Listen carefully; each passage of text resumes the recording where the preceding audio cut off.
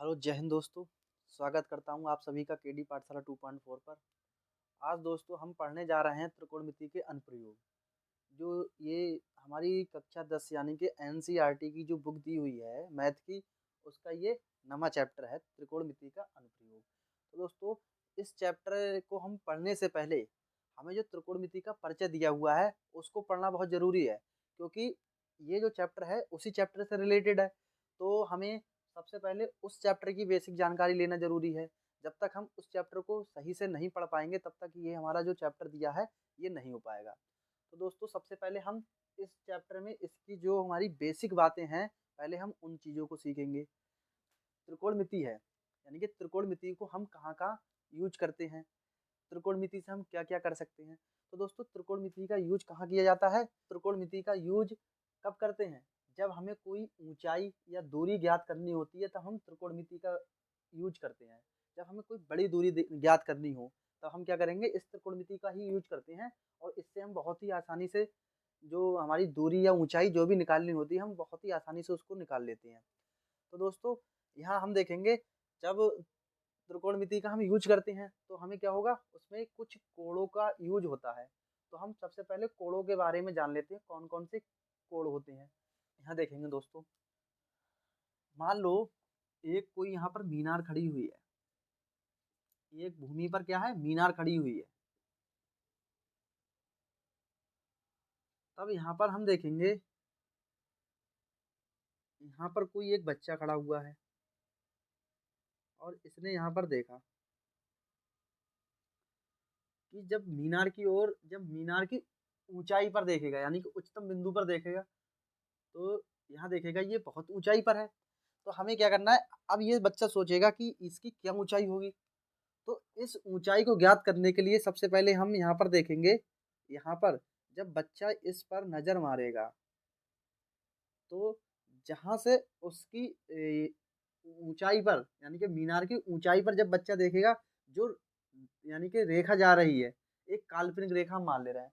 जब वो यहाँ से यहाँ तक देखेगा तो एक दृष्टि रेखा बनेगी यहाँ पर, यानी कि जो आंखों से देख रहा है, ठीक है, वो हमारी सीधी रेखा होगी और हमने इसको मान लिया दृष्टि रेखा।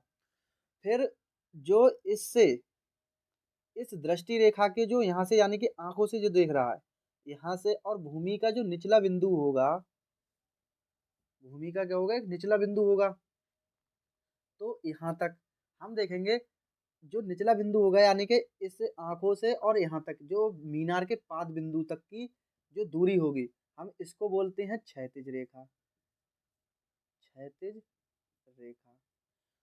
तो जो हमारे क्षैतिज रेखा और दृष्टि रेखा के बीच में जो कोण बनता है इसको हम बोलते हैं दोस्तों उन्नयन कोण। तो एक और कोण होता है, हम उसको देखेंगे। जैसे यहाँ पर मान लो कोई एक व्यक्ति अपनी छत पर खड़ा हुआ है, मान लीजिए हमने ये छत है और छत पर यहाँ पर एक कोई खड़ा हुआ है बच्चा, और यहाँ पर इसने देखा एक फुटबॉल रखी हुई है और इस बच्चे की फुटबॉल पर नजर गई। क्या हुआ दोस्तों, इस फुटबॉल पर नजर आई उसकी, और यहाँ पर हमने देखा जो क्षैतिज रेखा है इसके बीच जो यहाँ पर कोण बनेगा हम इसको बोलेंगे। तो ये कोण कैसे बनेगा, हम इस कोण को देखेंगे पहले। तो हमने यहाँ पर देखा ये जो लड़का है इसकी आंख से और जो फुटबॉल देखने पर जो बिंदु यानी कि इस बिंदु से इस बिंदु तक जो रेखा बन रही है इसको हम बोलेंगे दृष्टि रेखा, और ये हमारी कौन सी है, क्षैतिज रेखा है। फिर दोस्तों हम ये क्या करते हैं, यहाँ हम देखेंगे तो दृष्टि रेखा के ही साथ में वो कोण बनता है।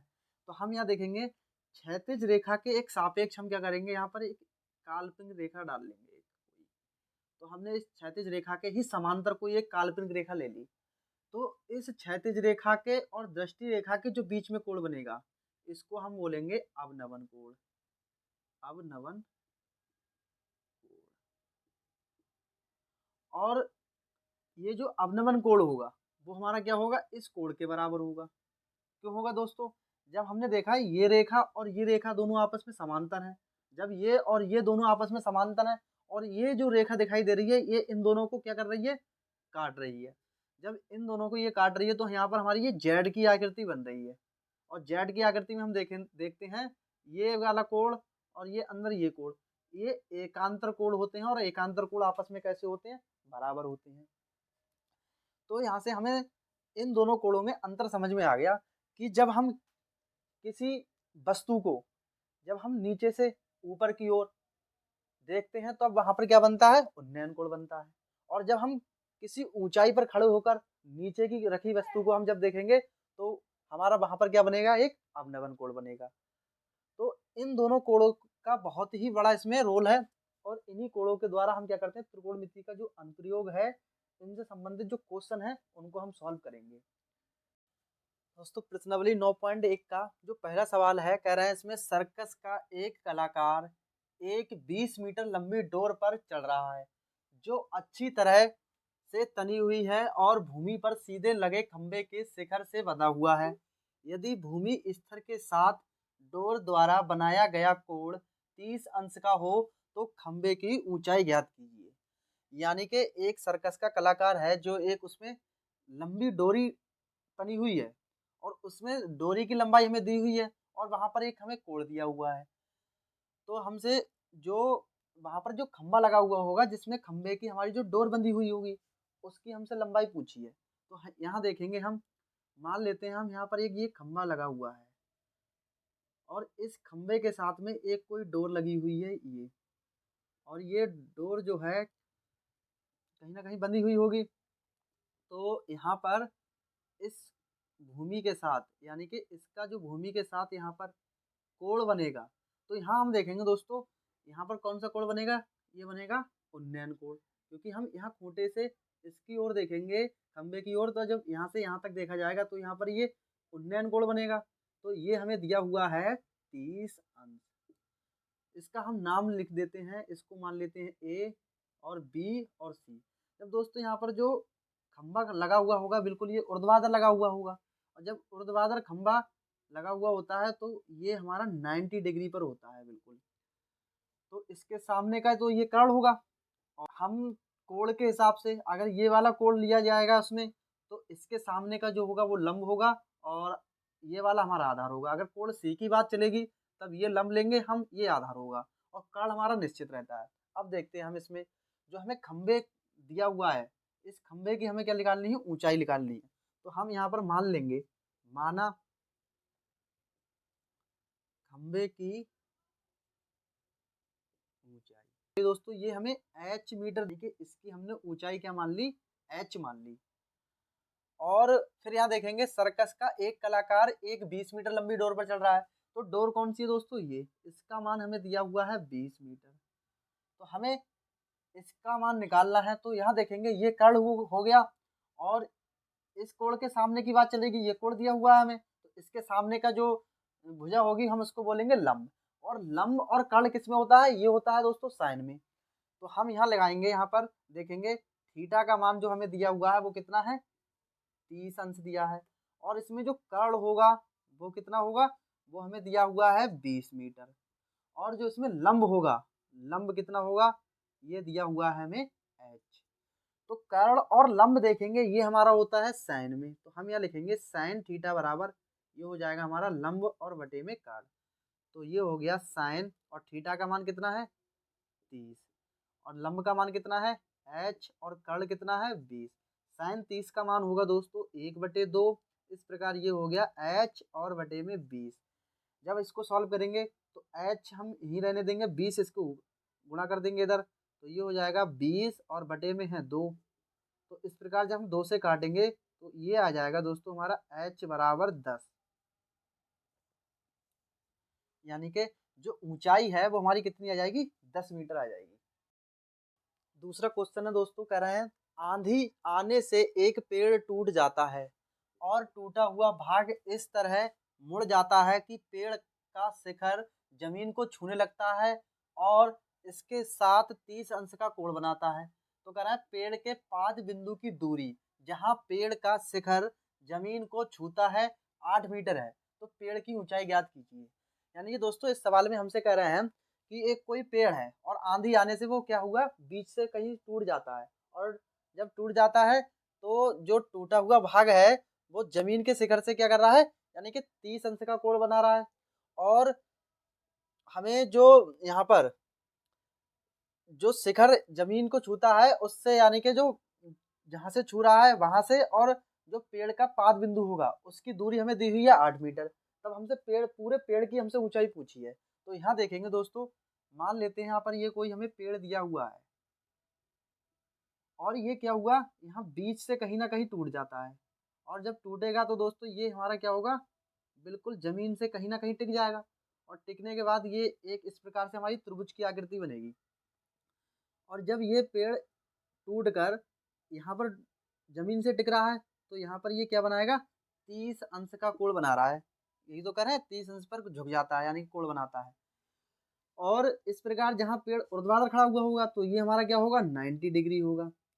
और हमसे यहाँ पर ये कह रहे हैं कि पेड़ के पाद बिंदु की दूरी, यानी कि पेड़ के पाद बिंदु से जहाँ पेड़ का शिखर जमीन को छूता है, तो कहाँ, यहाँ पर छू रहा है, तो यहाँ से इस बिंदु तक की दूरी हमें दी हुई है 8 मीटर।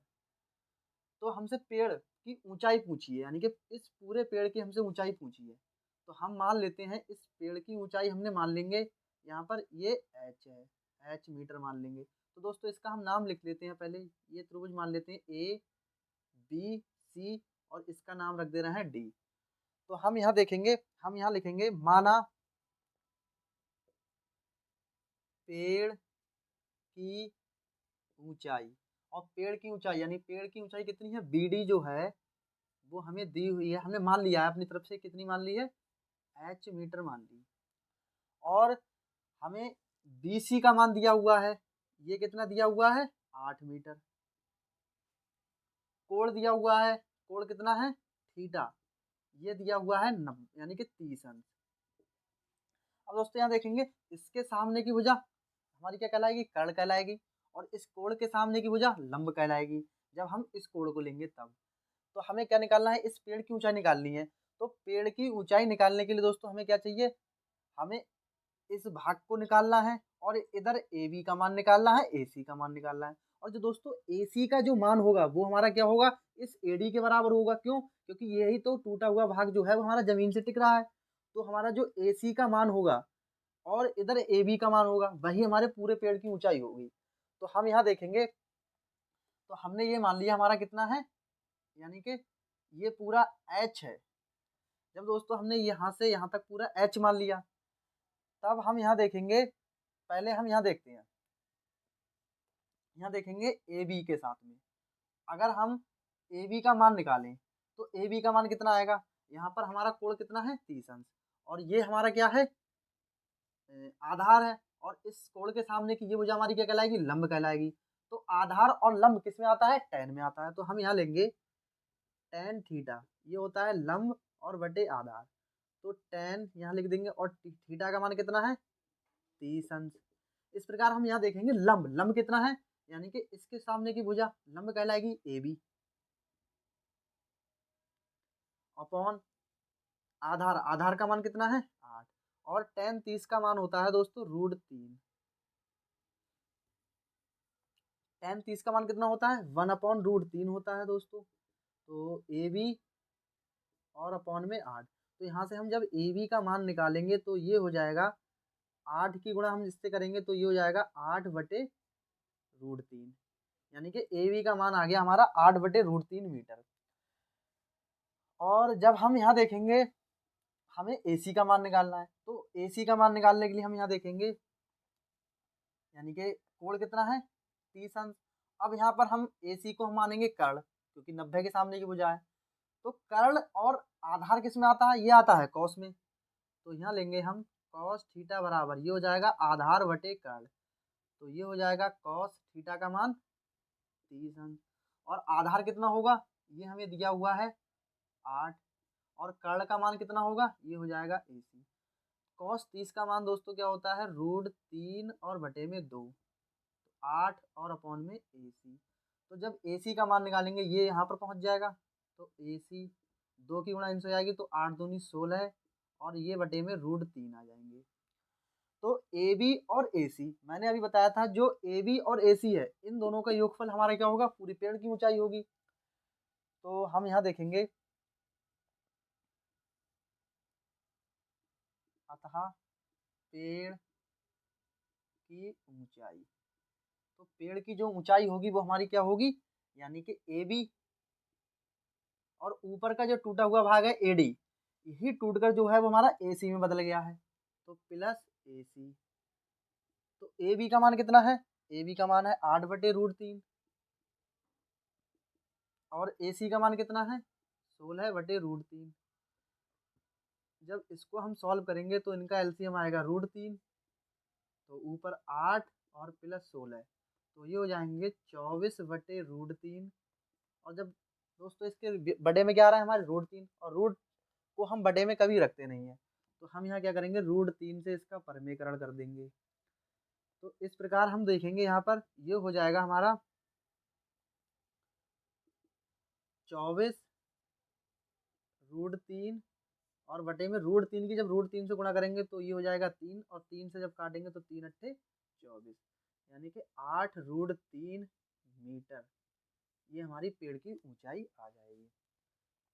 दोस्तों अगर वीडियो अच्छी लगी हो तो प्लीज़ चैनल को सब्सक्राइब कर दें और बेल आइकन को दबा दें, जिससे हम अगली जो वीडियो लेके आएँ उसका नोटिफिकेशन आपके पास बहुत ही शीघ्र पहुंच जाए। और दोस्तों इससे जो अगले के सवाल हैं इस प्रश्नावली के क्वेश्चन नंबर 2 से जो आगे के हमारे सवाल हैं वो उसको हम नेक्स्ट वीडियो में देखेंगे। तब तक के लिए जय हिंद।